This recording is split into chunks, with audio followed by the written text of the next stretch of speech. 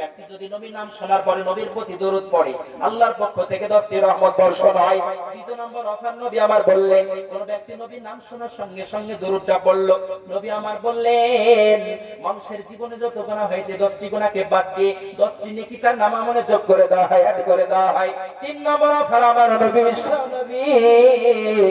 মুহাম্মদুর রাসূলুল্লাহ সাল্লাল্লাহু তাআলা আলাইহি ওয়াসাল্লাম বললেন, মানুষের যখন হিসাব নিকাশ কমপ্লিট হয়ে যাবে, মানুষকে যখন জান্নাতে দেওয়া হবে, কাউকে আপনার জাহান্নামে নিক্ষেপ করা হবে, যাদেরকে জান্নাতে নিক্ষেপ দেওয়া হবে, যাদেরকে জান্নাতে পাঠানো হবে, যাদেরকে জান্নাতে প্রবেশ করানো হবে, আমার নবী বিশ্ব নবী বললেন তাদেরকে জান্নাতের একটা উচ্চ মাকাম, একটা উচ্চ মর্যাদা বৃদ্ধি করে দেওয়া হবে। একবার জোরে সরে বলুন না সুবহানাল্লাহ। আমার বাবা জীবনেরা, এর জন্য করে নবীর যদি আমরা নাম শুনি, নাম শোনার পরে নবীর প্রতি যদি দরুদ পড়ি, লস নেই, আমরা পড়বো বলুন ইনশাআল্লাহ। আজকে আমরা নবীর নাম শোনার পরে নবীর প্রতি যদি দরুদ পড়তে পারি না, শুধু মুসলিম নামে হয়েছি। মুসলমান কি বলে, আপনি যখন পিএম কিষাণ যখন ফর্ম ফিল আপ করতে যাই, তোমার ধর্মটা কি, তখন লিখে দিই ইসলাম, কোনো রকম দ্বিধাবোধ করি না। আপনার স্কুলে কলেজে ইউনিভার্সিটি সিটিতে যখন আমরা কি বলে আপনি অ্যাডমিশন হতে যাই, ভর্তি হতে যাই, তোমার জাতি ইসলাম লিখে দিই, কোনো রকম দ্বিধাবোধ করি না। কিন্তু মুসলমান ঘরে জন্ম নিয়ে যে আল্লাহকে কি বলে আল্লাহকে স্মরণ করতে হবে, নবীর আনুগত্য করতে হবে, তিনি ইসলামটাকে সঠিকভাবে বুঝতে হবে, সঠিকভাবে বোঝার কোনো চিন্তা চেতনা রাখি না, কোন রকম অনুধাবন করি না, আমরা করবো বলিন ইনশাআল্লাহ, নামধারী মুসলমান হব না। এই ছোট্ট একটা নাম করে আমার বক্তব্য টানবো। নবীর নাম শুনলাম, নেকি পেলাম, এখন যদি নবীর নাম না পড়ি, শোনার পরে দরুদ না পড়ি, কি লস হবে? অন্যদিন যদি তৌফিক হয় ইনশাআল্লাহ আপনাদেরকে শোনাবো। আমার ছোট্ট একটা নাম বলি, আমার বক্তব্য টানবো ইনশাআল্লাহ। আচ্ছা মাগো বলো দেখি, রাত্রি কেন কালো,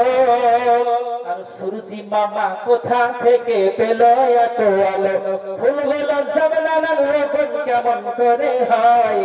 পাতাগুলি সবুজ কেন ফুলের মতো নয়, দুধ কেন বা এত সাদা, মরিচ কেন ঝাল, আমগুলি সব পাকলে পারে কেমনে হয় মালাল, চিনি এত মিষ্টি কেন, তেঁতুল কেন টক, আর কালো এত কোকিল কেন, ফর্সা কেন বগ, গাধার কেন সিংহ যায় না, ঘোড়ার কাঁধে চুল,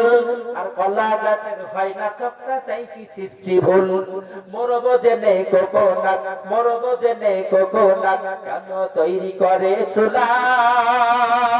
আর গাঙ্গে সব আগুন ধরাই এমন আত্মা ভোলা, কেউ পাখরে নাই কোডানা, কেউ পাখরে নাই কোডানা, কেমন খোদার শান, ঘোড়া কেন দাঁড়িয়ে ঘুমাই বলো আম্মি জান, পশু কেন পায় না কথা, মানুষ কেন কয়, পশু কেন পায় না কথা, মানুষ কেন কয়, বল না মাগো এসব কেমন করে হয়, নারী কেন গবগা যায় না, মুখে হয় না দাড়ি, আমাদের দিকে মহিলাদের গোপটা গজা নাকি, কথা বলুন গজা নাকি, নারীর কেন গবগা যায় না, মুখে হয় না দাড়ি, আর গলার সুরে মধু ভরা বুকে দুধের হাড়ি, জোরে বলুন নারী তাকবীর, আল্লাহ জোরে জোরে বলুন নারী তাকবীর।